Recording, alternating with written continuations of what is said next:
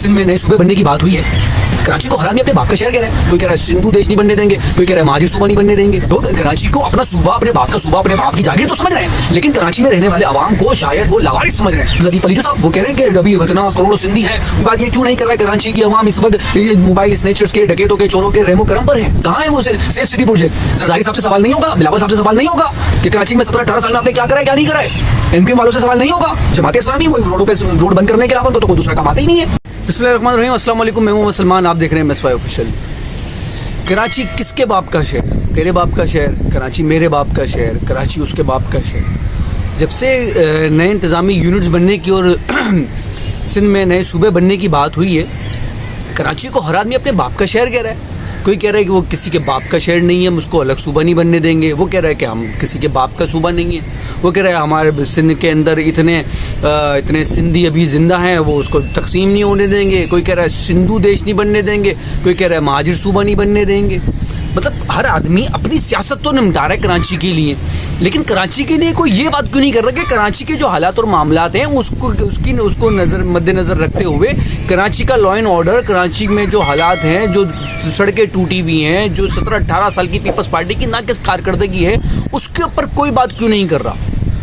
लोग कराची को अपना सूबा, अपने बाप का सूबा, अपने बाप की जागीर तो समझ रहे हैं, लेकिन कराची में रहने वाले अवाम को शायद वो लावारिस समझ रहे हैं। वही समझ रहे हैं ये पागल के बच्चे हैं, ये बेवकूफ़ हैं, ये गधे हैं साले, इनको जहाँ चाहे जैसे चाहे मोड़ लो।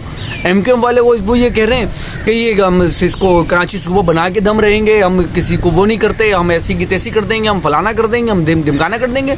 वो अयाज लतीफ़ अली जो साहब वो कह रहे हैं कि अभी इतना करोड़ सिंधी है, वो यूँ कर देगा, वो भुट्टो वाला ज़माना भूल जाएंगे, वो बेनज़ीर वाला वाक़या भूल जाएंगे, वो सिंधु देश, वो फलाना देश, वो कश्मीर तक एक यूँ हो जाएगा। वो लाश भाई, कराची को अब लाशें दे रहे हैं, बदमाशी दिखा रहे हैं कराची को सूबा बनने के लिए।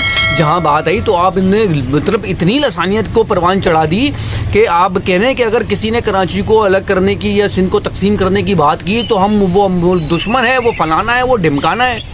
कराची के हालात और मामलात पे कोई बात क्यों नहीं कर रहा? लोग ये बात क्यों नहीं कर रहे कि कराची की आवाम एक अरसे दराज से पानी पीकर ख़रीद रही है? कोई बात ये क्यों नहीं कर रहा है कराची की आवाम इस वक्त ये मोबाइल स्नेचर्स के, डकैतों के, चोरों के रहमो करम पर हैं? आए रोज़ लोग लुट रहे हैं, बर्बाद हो रहे हैं।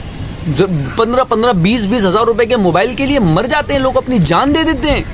कोई पूछने वाला नहीं है। इतना बड़ा CCTV निज़ाम लगा दिया सिंध के अंदर, कराची के अंदर, कोई पूछने वाला नहीं है। कहाँ है वो safe city project?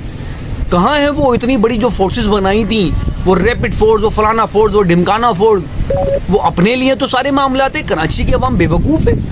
Peoples party ने तो अभी एक साबिक जो वज़ीर ख़जाना है मिफ्ता इस्माइल साहब, उन्होंने एक बात कह दी, तो मतलब उनके पीछे पड़ गए ये सिंध के वज़ीर कि उनको माफ़ी मांगनी चाहिए और वो इतने फलाना और ढिमकाना। ओ भाई, वो वज़ीर, वो सदर है वज़ीर पाकिस्तान का, उसको कहा जा सकता है, उससे बात की जा सकती है, उसको उसके ऊपर एक निशानदेही की जा सकती है। ये क्या बात हुई? वो कोई खुदा न खासा कोई फरिश्ते हैं? जरदारी साहब से सवाल नहीं होगा, बिलावल साहब से सवाल नहीं होगा कि कराची में 17-18 साल में आपने क्या करा है, क्या नहीं करा है?